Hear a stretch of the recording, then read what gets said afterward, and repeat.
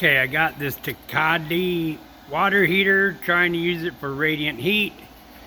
You see here my flow right now is 0.6.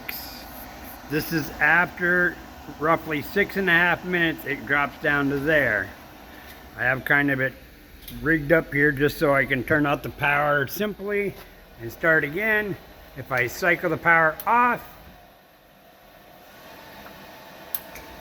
turn it back on, bam, it jumps back up to 1.4. Sometimes it's a little higher. It started out at 2.3.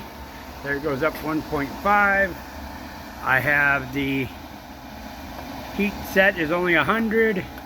The flow is coming in is 48. Out should be right around 100. 103. Back to my flow. Always slow it coming up. 1.4. Temperature over here on my gauge is 90. Coming back 50-ish. Kind of tough to get the camera in there, but you can see over here it was 47. Sorry, dropped down to 1.4. I'm going to set my timer for 5 minutes and I'll show you where it's at when I come back.